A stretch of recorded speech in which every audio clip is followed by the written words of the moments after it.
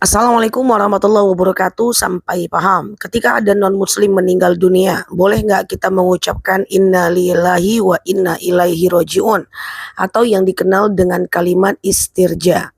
Nah, teman-teman jangan skip video ini, aku akan jelaskan secara detail hatta akhir.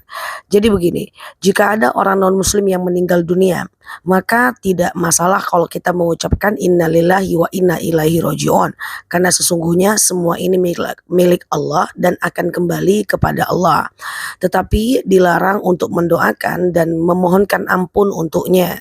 Itu terdapat dalam surat At-Taubah ayat 13 bahwa tidak diperkenankan kita untuk memohonkan ampun kepada orang-orang yang non-muslim. Nah, kemudian teman-teman semuanya juga tidak dianjurkan untuk mendoakannya. Misalnya doa, ya Tuhan nafsul mutmainnah irji'i ila rabbiki radiyatan mardiyah fadkhuli fi ibadi wadkhuli jannati, atau mengucapkan doa-doa memohon ampunan kepada orang-orang yang non-muslim, itu nggak bisa. Tapi kalau sekedar teman-teman mengucapkan innalillahi wa inna ilaihi roji'un, itu bisa ya, tetapi tidak memohonkan ampunan, tidak memohonkan kasih sayang Allah kepadanya. Semoga bermanfaat. Yang oke di sini. Assalamualaikum warahmatullahi wabarakatuh.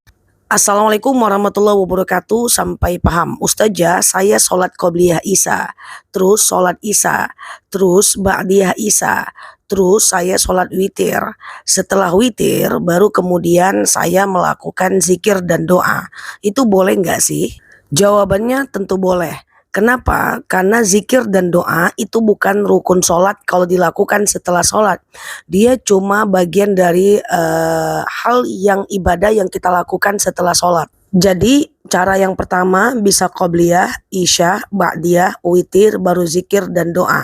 Atau qobliyah dulu, zikir dan doa, isya dulu, zikir dan doa, ba'diyah dulu, zikir dan doa, witir dulu, zikir dan doa, juga bisa aja. Cuma pada dasarnya itu nggak apa-apa. Kalau ditanyain nggak apa-apa, ya nggak apa-apa. Ya silahkan kita zikir dan doanya digabung setelah kita melakukan sholat witir. Mungkin dikhawatirkan batal wudhunya, sehingga kita itu melakukan sholat dulu secara keseluruhan, baru nanti kita zikir dan doanya setelah melakukan sholat witir. Is okay, tetap semangat ya, sehat selalu semua di sana. Yang oke di sini. Assalamualaikum warahmatullahi wabarakatuh. Assalamualaikum warahmatullahi wabarakatuh. Sampai paham. Ustazah, bagaimana caranya menghadapi suami yang tidak mau sholat? Udah diajak terus dia tetap tidak mau sholat. Saya salahkah? Jadi begini, untuk mengajak orang sholat ada beberapa tutorial. Yang pertama, khatibun nas biqadri ukulihim. Ajarkan orang sesuai dengan kemampuan akalnya. Jadi kalau ngajak suami sholat gak boleh dengan marah-marah. Cukup pakai bahasa yang ringan-ringan saja untuk mengajaknya sholat. Yang kedua, wajadilhum billati iya ahsan. Kalau kita udah ajak dia sholat terus dia gak mau nih untuk sholat, malah dia marah-marah, jangan debat dia, jangan bantah dia, jangan malah memakinya. Karena mengingatkan orang tidak boleh menyakiti. Yang ketiga, ada dalil wala taqnatu mir rahmatillah. Jangan putus asa dengan rahmat Allah. Suami yang sekarang tak sholat bisa jadi menjadi suami yang paling taat pada masa depan. Jadi teman-teman gak salah, teman-teman udah mendoakan, udah mengingatkan. Yang penting jangan sampai menyakiti. Insya Allah kita nggak berdosa sembari kita doakan. Karena ingat, yang memberi hidayah itu bukan kita, yang memberi hidayah itu adalah Allah. Ya, Allah akan berikan hidayah pada orang-orang yang Allah kehendaki. Tugas kita hanya mengingatkan saja. Semoga bermanfaat ya. Tetap sabar ya dalam dakwah. Semoga Allah mudahkan kita semuanya. Assalamualaikum warahmatullahi wabarakatuh. Assalamualaikum warahmatullahi wabarakatuh. Sampai paham. Ustazah, bagaimana sholat zuhur sunnah qobliyah zuhur 4 rakaat? Oke, teman-teman semuanya, tentang ini udah sering aku sampaikan, tapi nggak apa-apa, aku buat lagi ya. Semua jenis sholat sunnah, kalau teman-teman mau lakukan 4 rakaat 1 kali salam, itu teman-teman melakukannya tidak sama kayak sholat zuhur ya.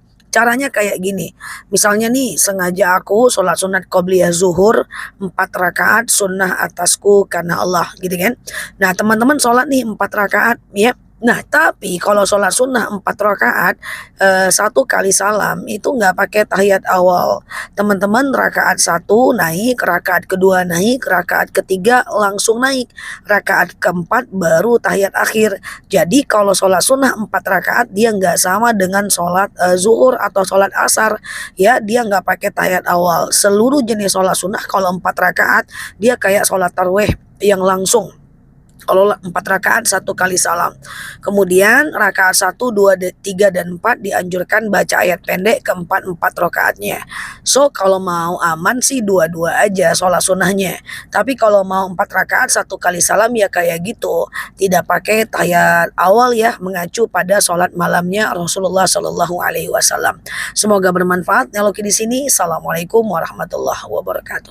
Assalamualaikum warahmatullahi wabarakatuh. Sampai paham Ustazah, ada teman saya tidak sholat, saya tidak pernah lihat sholat seumur hidupnya, lalu dia meninggal, lalu doa kita itu sampai nggak sih? Oke, teman-teman, sekali lagi kalau kita mau doakan seseorang, doakan aja ya, nggak usah dipikir doa kita itu sampai atau tidak.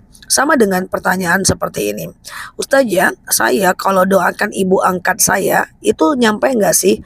Kalau saya doakan anak angkat saya nyampe nggak sih? Nah, jawaban saya adalah doa aja dulu. Insya Allah Allah maha pengampun, maha pengabul doa. Bahwa udu'uni astajib lakum, doa kepadaku akan aku jawab. Insya Allah doa kita akan dijawab oleh Allah. Nggak perlu kita pusingkan, dia nggak sholat nyampe nggak, dia itu orang jahat nyampe nggak. Doa aja dulu, kan gratis aja. Dan yakin ya bahwa doa kita itu Allah akan kabulkan. Allah itu maha pengampun. Jadi kita nggak usah melihat bagaimana Allah itu kabulkan atau tidak. Kembali kepada tugas kita bahwa kita berdoa aja. Toh baik pun orang yang kita doakan, soleh pun dia belum tentu juga nyampaikan. Jadi doa aja dulu ya, fokus kepada apa yang kita lakukan, nggak usah membaca haknya Allah. Semoga bermanfaat. Nyaloki di sini. Assalamualaikum warahmatullahi wabarakatuh. Assalamualaikum warahmatullahi wabarakatuh. Sampai paham. Kalau ada non-muslim yang mengucapkan salam kepada kita dengan mengucapkan assalamualaikum, baik dalam serius maupun bercanda, kita jawabnya gimana sih?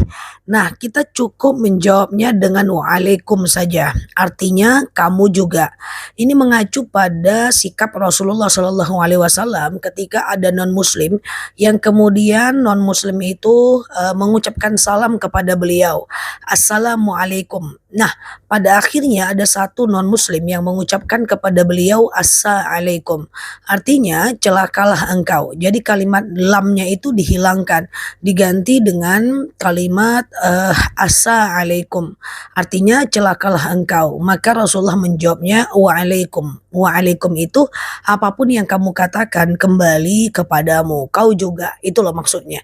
Jadi kalau ada non-muslim yang mengucapkan salam kepada kita mengacu kepada sikap Rasulullah, kita ucapkan waalaikum.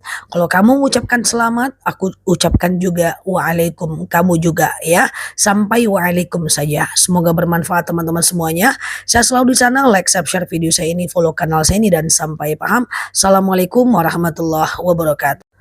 Assalamualaikum warahmatullahi wabarakatuh. Sampai paham. Kalau kita rindu kepada orang yang telah meninggal, misalnya rindu kepada suami, kepada anak, atau kepada siapapun yang telah meninggal, ganti kerinduan itu dengan doa ya. Misalnya teman-teman bisa berdoa seperti ini.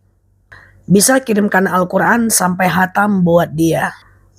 Nah, teman-teman coba khatamkan Quran. Misalnya hatam Qurannya dalam 1 hari. Dalam 1 hari itu dibaca 2 lembar ya. Nanti terus khatamkan nih 2 lembar. Nanti sebelum baca Quran, teman-teman doakan, ya Allah, aku baca Quran ini. Dengan baca Quran ini, lapanglah kuburan orang tuaku, berhenti malaikat menyiksanya, ringanlah sisa kuburnya, dan apapun yang teman-teman ingin doakan. Selanjutnya, teman-teman bisa kirimkan Al-Fatihah buat mereka yang teman-teman rindukan saat mereka udah tiada. Bisa ngirimkan sholawat, bacaan Yasin, atau teman-teman bisa bersedekah atas nama dia. Ya Allah, saya sedekah, dengan sedekah ini lapanglah kuburan orang tua saya, berhenti malaikat menyiksanya, ringanlah sisa kuburnya, dan seterusnya.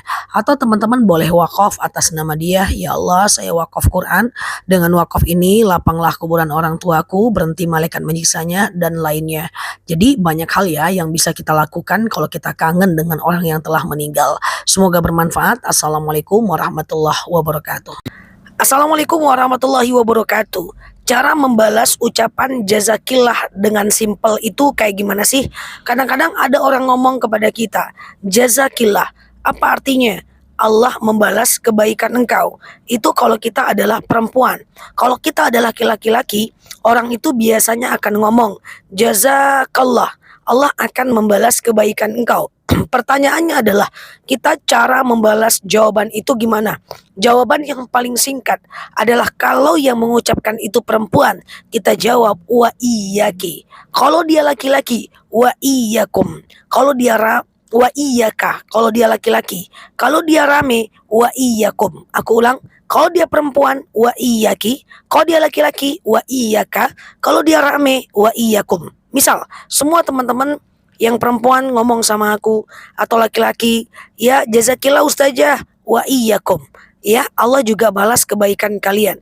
Kalau yang ngomong sama aku itu perempuan, jazakillah ustazah, aku jawab wa iyyaki. Kalau yang ngomong sama aku tuh adalah laki-laki, jazakillah ustazah, aku jawab wa iyyaka. Itu yang paling singkat. Semoga bermanfaat. Assalamualaikum warahmatullahi wabarakatuh. Assalamualaikum warahmatullahi wabarakatuh. Sampai paham bagaimana caranya supaya iman kita itu tidak terlalu naik dan turun. Karena kita tahu bahwa al-iman yazid wa yanqus. Iman itu kadang naik, kadang turun. Nah, bagaimana caranya? Ada doanya. Tapi sebelum saya sampaikan doanya, saya sampaikan begini.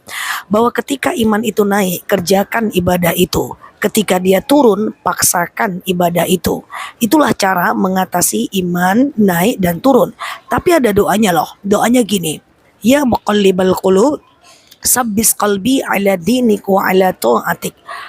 Ya maha pembolak-balik hati, kuatkan hatiku atas agamamu dan atas takwa kepadamu. Atau lebih singkatnya, sabbis qalbi ala dinik wa ala ta'atik. Sampai di situ cukup kok. Baca aja 3 kali setiap habis sholat supaya iman kita ini ya tidak turun-turun banget lah. Ya kalau dia naik banget, kalau dia turun nggak turun-turun banget ya. Semoga bermanfaat teman-teman semuanya. Saya selalu di sana. Yang lalu di sini like, share video saya ini, follow kanal saya ini dan sampai paham. Assalamualaikum warahmatullahi wabarakatuh.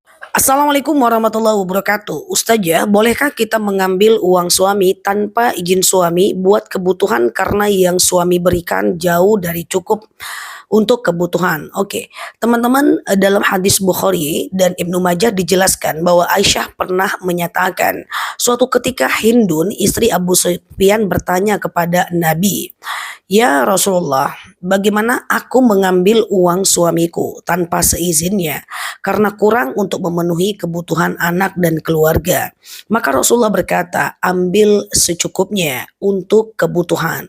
Nah, dalam Fathul Bari juga dijelaskan, ambil dalam keadaan yang ma'ruf. Ma'ruf itu adalah secukupnya. Secukup itu adalah al-uruf, yaitu sesuai dengan kebutuhan masyarakat setempat. Jadi dengan syarat kalau suaminya benar-benar pelit. Kalau seandainya dia tidak pelit, tidak dianjurkan mengambil uangnya, ya. Nah, teman-teman semuanya, toh mengambilnya juga dengan cara yang ma'ruf ya. Nah, ini termaktub dalam hadis Bukhari, Ibnu Majah, dan boleh dibuka dalam kitab Fathul Bari.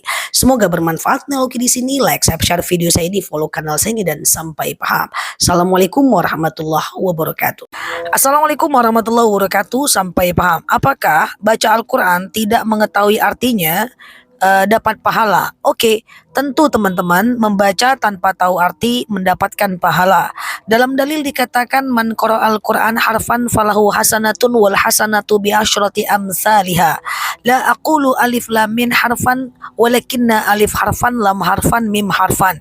Kata Rasulullah, ketika kita membaca Al-Quran, 1 huruf pahalanya 10.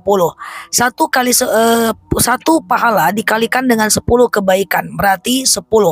Nah, saya tidak mengatakan alif lam mim itu 1 huruf, tetapi alif 1 huruf, lam 1 huruf, dan mim 1 huruf. Nah, dalam dalil tadi dikatakan bahwa man qara'al Quran, siapa yang membacanya, tidak tahu artinya, tidak apa-apa, tapi kalau tahu artinya itu tentu jauh lebih baik. Berarti kita udah mentadaburi makna Al-Quran. Jangankan teman-teman baca dengan lancar, terbata-bata pun masih dapat pahala. Al-mahirum bil Quran masafratin kiramim bararah. Yang mantap baca Quran dia dikelilingi malaikat Allah. Walladzi yaqra'ul Quran wa tata'ta, tapi kalau kita terbata-bata membacanya wa huwa alaihi syakun lahu ajran, kita tetap dapat dua pahala. Pahala karena bacaannya dan pahala karena susahnya kita membaca. So, tetap baca Quran ya, walaupun mungkin kita belum paham artinya. Semoga bermanfaat. Assalamualaikum warahmatullahi wabarakatuh. Assalamualaikum warahmatullahi wabarakatuh. Sampai paham. Ustazah, apakah kalau udah sholat hajat di siang hari masih boleh sholat hajat di malam hari? Jawabannya adalah boleh, karena sholat hajat tuh bisa dilakukan berkali-kali siang dan malam. Ya, nah teman-teman semuanya, caranya gimana? Caranya sengaja aku sholat sunat hajat 2 rakaat sunnah atasku karena Allah. Lalu sholat seperti biasa kayak sholat subuh, yang penting Al-Fatihah dibaca. Nah, setelah salam kanan salam kiri, nanti teman-teman banyak minta kepada Allah apa yang teman-teman inginkan. Sholat hajat ini adalah sholat kalau kita punya sebuah keinginan. Suami sakit nggak sembuh-sembuh, bawa sholat hajat 2 rakaat, setelah sholat doakan suaminya sembuh. Anak mau ujian, bawa sholat hajat 2 rakaat, setelah sholat doakan anaknya lulus. Atau kita dalam keadaan sakit, bawa sholat hajat 2 rakaat, setelah sholat doakan anaknya sembuh. Itulah sholat hajat yang bisa dilakukan di kapanpun kecuali di waktu yang dilarang sholat ya. Nah, lakukanlah sholat hajat itu dia kayak sholat subuh aja kok, 2 rakaat bolehlah, setiap hari 2 rakaat, oke lah. Sambil setelah itu kita berdoa ya. Sengaja aku sholat sunat hajat 2 rakaat sunnah atasku karena Allah. Assalamualaikum warahmatullahi wabarakatuh. Assalamualaikum warahmatullahi wabarakatuh. Sampai paham. Apa doa melembutkan hati anak yang tidak mau sholat? Ya, doanya pakai doa anak soleh dong. Ya, doanya adalah Rabbi habli minas solehin. Ya Allah, karuniakan kepadaku anak yang soleh. Rabbi habli minas solehin. Ya Allah, karuniakan kepadaku anak yang soleh. Dibaca aja 3 kali setiap habis sholat atau di sujud terakhir ketika mau habis sholat. Satu hal lagi, untuk mengajak anak sholat itu ada regulasinya. Yang pertama, khatibun nas biqadri ukulihim. Ajarkan anak itu sesuai dengan kemampuan bahasanya. Yang kedua, wajadilhum billati iya ahsan. Kalau dia marah, kita jangan marah balik, perbantahanlah dia dengan bantahan yang baik. Kemudian yang ketiga, wala taqnatu mir rahmatillah. Jangan putus asa dengan rahmat Allah. Anak yang sekarang maksiat suatu ketika bisa menjadi anak yang paling taat loh. Tugas kita cuma mengingatkan dan mendoakan, perkara dia mau atau tidak nanti urusan dia dengan Allah ya. Semoga bermanfaat teman-teman semuanya. Saya selalu di sana, Nela Luki di sini. Assalamualaikum warahmatullahi wabarakatuh. Assalamualaikum warahmatullahi wabarakatuh. Sampai paham. Sholat hajat setelah sholat duha boleh nggak? Oke. Seperti yang aku sampaikan di video-video sebelumnya, bahwa sholat hajat itu bisa dilakukan siang dan malam. Jadi teman-teman bisa posisikan sholat hajat itu setelah sholat duha, atau setiap setelah selesai sholat kecuali kecuali asar dan subuh, atau posisinya sebelum sholat sekalian sholat juga boleh kok. Enggak cuman sholat hajat, sholat duha, istikharah, sholat tahiyat, sholat wudhu, sholat tasbih, bisa posisinya setelah sholat duha. Jadi sekalian aja bagi teman-teman yang udah konsisten sholat duhanya. Hanya saja bagi teman-teman yang belum konsisten sholat duhanya, teman-teman boleh gandengkan sholat hajat itu pada waktu sholat-sholat fardu. Jadi teman-teman jauh lebih mudah melakukannya, sekaligus lebih efektif. Tidak perlu dikhususkan untuk pemula, menurut aku itu baik sih. Nah, nanti setelah sholat hajat itu dia kan kayak sholat subuh 2 rakaat. Nah, teman-teman boleh berdoa banyak-banyak kepada Allah Azza wa Jalla, karena saat sholat hajat insya Allah doa-doa kita itu mustajab. Semoga bermanfaat. Dan lakukan sini, like, subscribe video saya ini, follow kanal saya ini, dan sampai paham. Assalamualaikum warahmatullahi wabarakatuh. Assalamualaikum warahmatullahi wabarakatuh. Sampai paham, 15, 16, 17 November adalah puasa Yaumul Bid. Pertanyaannya, harus sahur atau tidak? Teman-teman, aku ingatkan setiap bulannya, sahur itu bukan syarat sahnya puasa. Sahur itu hanya sunnah puasa. Kalau teman-teman terbangun sahur itu jauh lebih baik. Karena manfaat sahur ada banyak banget. Pertama, dalam sahur ada berkah. Kemudian yang kedua, sahur itu membedakan diri kita dengan orang Yahudi. Orang Yahudi juga berpuasa tapi tak bersahur, kita berpuasa dianjurkan bersahur. Kemudian ketika kita bersahur itu insya Allah doa kita mustajab karena menjelang adzan subuh. Nah, tapi kalau teman-teman pun tidak sahur, puasanya tetap sah. Kalaupun pasang niatnya di pagi hari karena baru tahu bahwa itu adalah jadwal puasanya Yaumul Bid, teman-teman tetap boleh berpuasa sunnah selagi belum makan dan minum. Bagi yang tak bisa berpuasa, coba aja dulu puasanya, kalau nggak tahan ya tinggal dibatalkan. Karena puasa sunnah boleh aja dibatalkan di tengah hari. Jadi semangat puasa ya, Yaumul Bid 15, 16, 17, Jumat, Sabtu dan Minggu ini hari Rabu per aku buat video ini berarti besok lusa. Dan teman-teman boleh share video ini untuk Indonesia berpuasa. Nah, puasa Yaumul Bid ini puasa yang sangat disunnahkan, wasiat Rasulullah Shallallahu Alaihi Wasallam. Semoga bermanfaat. Assalamualaikum warahmatullahi wabarakatuh. Assalamualaikum warahmatullahi wabarakatuh. Sampai paham, puasa Yaumul Bid di bulan November itu tanggal berapa ya? Teman-teman, puasa Yaumul Bid itu adalah puasa di tanggal 13, 14, 15 di bulan Hijriah. Nah, untuk bulan Masehinya di bulan November ini, puasa Yaumul Bid adalah pada tanggal 15, 16, 17 November. Jadi di hari Jumat, Sabtu dan Minggu. Teman-teman silahkan berpuasa. Nanti besok aku ingatkan kembali karena ini masih hari Rabu supaya videonya menyebar dan banyak yang berpuasa Yaumul Bid. Niatnya sengaja aku makan sahur puasa Yaumul Bid lillahi ta'ala. Atau kalau teman-teman nggak puasa, nggak sahur misalnya, teman-teman boleh pasang niat sengaja aku makan sahur puasa Yaumul Bid sunnah atasku karena Allah. Kalau nggak makan sahur juga nggak ada masalah. Lakukan 3 hari yang lebih afdolnya 15, 16, 17 November, Jumat, Sabtu dan Minggu. Apa manfaat puasa Yaumul Bid? Itu adalah wasiat Rasulullah. Jangan tinggalkan oleh kalian 3 perkara. Puasa 3 hari setiap bulannya, sholat witir dan sholat duha. Selamat melakukan teman-teman semuanya, diperbanyak puasanya supaya kita masuk ke dalam surga Ar-Royan, yaitu surga di mana tempatnya orang-orang yang berpuasa. Assalamualaikum warahmatullahi wabarakatuh. Assalamualaikum warahmatullahi wabarakatuh. Sampai paham, siapapun yang ikutan berpuasa Yaumul Bid di bulan November 15, 16, 17 November, Jumat, Sabtu dan Minggu, jangan lupa murni diniatkan untuk Allah ya, karena banyak kasus di lapangan mereka berpuasa supaya mereka diet gitu ya. Nah, diet itu adalah efek dari puasa. Bisa kita dapatkan, bisa tidak. Ada orang yang makin puasa makin gemuk. Jadi diet itu cuman efek saja. Dia bukan dijadikan sebagai niat. Nah, apapun teman-teman berpuasa, niatnya karena Allah. Karena dalam beramal, niat benar, cara juga harus benar. Kalau niat benar, caranya salah, nggak bisa. Contoh, aku ngasih makan anak yatim, tapi dari hasil nyuri, amalnya akan rodun tertolak. Aku bangun masjid, tapi dari hasil nipu orang, amalnya akan rodun tertolak. Atau sebaliknya, niatnya yang salah tapi amalnya benar. Contoh, banyak orang yang berpuasa tapi untuk diet, caranya benar, dia menahan dan tidak makan dari subuh menjelang maghrib, tetapi niatnya salah. Jangan sampai amal kita tertolak. So, luruskan niat untuk Allah. Perkara untuk kurus dan seterusnya itu cuma akibat saja. Semoga bermanfaat. Nah, oke di sini. Assalamualaikum warahmatullahi wabarakatuh. Assalamualaikum warahmatullahi wabarakatuh. Sampai paham. Bagaimana dengan puasa Daud? Jika puasa Daudnya berbenturan dengan Yaumul Bid. Oke, teman-teman, hampir setiap bulan video ini aku buat, dan untuk menghargai followers barunya aku buat lagi ya. Bagi teman-teman yang rajin puasa Daud, sehari puasa sehari tidak, sehari puasa sehari tidak, sehari puasa sehari tidak, maka teman-teman tidak usah pikirkan lagi puasa Yaumul Bid atau Senin Kamis. Karena puasa Daud adalah puasa yang paling utama dan top one di antara ekosistem puasa sunnah. Jadi, kalau teman-teman udah puasa Daud, lanjutkan aja puasa Daudnya.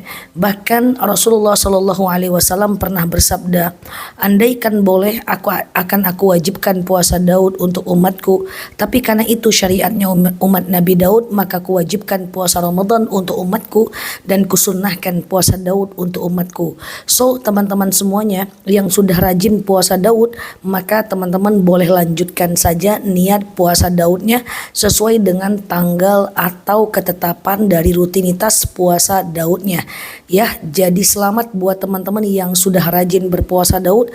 Puasa Daud ini adalah puasa yang sehari puasa sehari tidak, sehari puasa sehari tidak. Selamat buat teman-teman yang sudah puasa Daud ya. Semoga Allah masukkan kita semua dalam surga Ar-Royan, yaitu surga yang diperuntukkan untuk ahlus siyam, orang-orang yang rajin berpuasa. Semoga bermanfaat. Assalamualaikum warahmatullahi wabarakatuh. Assalamualaikum warahmatullahi wabarakatuh. Sampai paham. Spill doa mencari jodoh. Oke, aku sudah lama loh nggak buat video tentang doa ini. Doa yang akan aku sampaikan sekarang itu juga bukan cuman doa jodoh aja ya, termasuk juga doa untuk mendapatkan keturunan bagi teman-teman yang belum mendapatkan keturunan. Doanya adalah Rabbi la tadarni fardan wa anta khairul warisin. Ya Allah, jangan kau biarkan aku sendirian dan engkaulah sebaik-baiknya pewaris. Baca aja 3 kali setiap habis sholat, semoga dapat apa yang kita inginkan. Aku ulang ya, Rabbi la tadarni fardan wa anta khairul warisin. Ya Allah, jangan engkau biarkan aku sendirian, sesungguhnya engkaulah sebaik-baiknya pewaris. Bagi yang teman-teman tidak memiliki keturunan, semoga ikhtiar dengan doa ini dan lainnya. Semoga Allah mudahkan ya. Sehat selalu teman-teman semua di sana. Yang baru mampir boleh follow kanal saya ini, like, share video saya ini, dan sampai paham. Assalamualaikum warahmatullahi wabarakatuh. Assalamualaikum warahmatullahi wabarakatuh. Sampai paham. Kalau kita tidak niat sahur, bisa nggak pasang niat puasanya sebelum tidur? Oke, boleh dong teman-teman, karena sahur bukan syarat sahnya puasa. Kalau teman-teman capek banget, kayaknya nggak bisa kebangun sahur dan mempersiapkan segala sesuatunya untuk sahur, teman-teman setiap puasa itu boleh kok pasang niatnya sebelum tidur atau habis isya pun udah bisa ya. Nah itu bisa. Cuman kalau kita nggak sahur itu kita kehilangan banyak loh. Hilang berkah sahur, hilang doa mustajab saat mendekati adzan subuh. Kemudian hilang kebiasaan kita untuk bangun lebih awal ya. Nah padahal kalau kita bangun sahur mungkin kita bisa tahajud, kita bisa persiapkan ibadah kita. Bahkan saking berkahnya sahur itu boleh aja sahurlah kalian walaupun dengan segelas air putih. Tapi kalau pertanyaannya boleh nggak pasang niat aja sebelum tidur saya kemudian tidak sahur ya? Boleh, itu boleh pada puasa sunnah dan pada puasa wajib. Pasang niat selepas isya atau sebelum tidur. Semoga bermanfaat ya. Nela Luki di sini. Like, share video saya ini, follow kanal saya ini, dan sampai paham. Assalamualaikum warahmatullahi wabarakatuh. Assalamualaikum warahmatullahi wabarakatuh. Sampai paham. Ujian itu kayak gini. Pernah nggak kita merasa udah rajin sholat, rajin puasa, masukkan anak ke pesantren, ngajarkan anak ngaji, tapi anaknya tetap aja durhaka? Itu ujian. Udah jadi istri yang baik, udah taat sama suami, udah jadi istri soleha, tapi suaminya tetap aja ada orang ketiga. Atau misalnya kita udah ajar anak mengaji, anak juga kok nggak bisa-bisa, bahkan jadi anak yang durhaka. Udah rajin ibadah, taat, berusaha, tapi juga nggak sukses-sukses. Nah itu adalah ujian. Biasanya ujian itu cuman sementara saja. Allah ingin lihat apakah ketika nikmat tidak berpihak pada kita, kita masih tetap ibadah atau tidak. Atau kita malah berpikir, ngapain saya ibadah, toh nasib saya gini-gini aja. Semakin saya dekat dengan Allah, semakin banyak ujian saya. Jangan pernah mengatakan demikian. Itu sama dengan kita ngomong sama suami, bang, sejak dekat dengan kamu kok makin sengsara ya hidupku. Sama dengan kok semakin aku hijrah, aku semakin diuji ya. persis seperti itu. Nah, ujian itu sebenarnya adalah cara Allah untuk melihat kesetiaan kita. Apakah dengan kita diberikan ujian, kita masih tetap taat gak? Nah, kalau kita tetap taat, insya Allah ujian cuma sementara, Allah akan naikkan derajat kita pada waktu dan masanya. Kita dengan manusia aja saling menguji kesetiaan. Allah juga begitu, Allah juga menguji kesetiaan kita. Jadi kalau kita udah taat, yang penting kita taat aja deh. Yang penting kita taat ibadah, apapun yang terjadi, insya Allah semua akan baik-baik aja. Yang repot itu adalah kita tidak taat, tapi nikmat yang Allah berikan kepada kita banyak, itu istidraj. Lama-lama nanti akan turun azab. Percayalah, apapun yang terjadi pada diri kita, semuanya sudah Allah takar. Sama dengan kita sebagai guru. Kita ngasih ujian ke siswa kita, tentu apa yang sudah kita ajarkan. Gak mungkin kita ngasih ujian yang tidak kita ajarkan kepadanya. Iya dong. Nah, ujian anak SD beda dengan ujian anak kuliah. Sama dengan kita, ujian setiap orang itu berbeda. Tapi insya Allah kita bisa lulus dengan ujian itu. Caranya seperti simple banget. Apapun yang terjadi, tetaplah dalam mode ibadah. Semoga bermanfaat. Kalau di sini, assalamualaikum warahmatullahi wabarakatuh. Assalamualaikum warahmatullahi wabarakatuh. Sampai paham. Teman-teman pernah nggak dengar kata-kata qabiltu? Atau di kolom komen, misalnya nih aku buat video terus ada kata-kata qabiltu. Apa sih artinya? Qabiltu itu adalah artinya ya saya terima. Itulah maksudnya. Ya, jadi ucapan qabiltu biasanya pada ucapan ijab qabul gitu ya. Cuma ketika ada seseorang melakukan sesuatu lalu atau mengatakan sesuatu lalu dia mengucapkan qabiltu, ya artinya dia menerima tentang ucapan itu ya. Nah, ini banyak yang nanya sebenarnya qabiltu itu apa sih Ustazah gitu ya. Qabiltu tuh artinya ya saya terima kayak gitu ya. Maksudnya sesimpel itu ya. Nah, ini ilmu baru buat kita semuanya. Itulah arti kata dari qabiltu yang sering teman-teman kita katakan di misalnya di platform sosial media atau di chat-chat. Oke, demikian semoga bermanfaat teman-teman semuanya. Saya selalu di sana. Yang baru mampir boleh follow kanal saya ini, like, share video saya ini, dan sampai paham. Assalamualaikum warahmatullahi wabarakatuh. Assalamualaikum warahmatullahi wabarakatuh. Sampai paham. Benar mengingatkan tanpa menyakiti dan mendoakan. Oke, teman-teman, kita tahu bahwa syarat diterimanya sebuah amal adalah benar niatnya, benar amalnya. Benar niatnya kita nasehatin orang, tapi kita dengan cara nyakitin. Itu juga salah total. Karena kenapa? Karena niat benar, cara juga harus benar. Contoh nih, suami nggak sholat, ingatkan aja baik-baik, tidak boleh menyakitinya, ya. Atau misalnya anak tidak sholat, ya ingatkan baik-baik, jangan menyakitinya. Gimana pun kita mengingatkan orang itu khatibun nas biqadri ukulhim, ajarkan orang sesuai dengan kemampuan bahasanya. Wajadilhum billati iya ahsan gitu ya. Jadi apapun niat baik kita tidak bisa diiringi dengan menghakimi, apalagi menghujat, atau misalnya kita mengingatkan dengan menilai dia seburuk-buruknya dan lainnya. So, teman-teman, siapapun yang kita ingatkan, mau dia saudara kita, tetangga kita, ingatkan tanpa menyakitinya. Karena ketika kita menyakiti, walaupun niat kita baik, kita tetap dalam keadaan keliru. Berapa banyak orang-orang yang mengingatkan anaknya tapi dengan menyakiti, mengingatkan suaminya dengan menyakiti.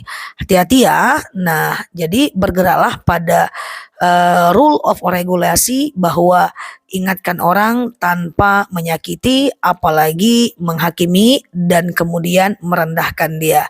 Setiap manusia itu layak untuk dihargai. Kadang-kadang penghargaan kita kepada dialah yang membuat akhirnya dia berubah. Oke, semoga bermanfaat. Neloki di sini, like, share video saya ini, follow kanal saya ini, dan sampai paham. Assalamualaikum warahmatullahi wabarakatuh.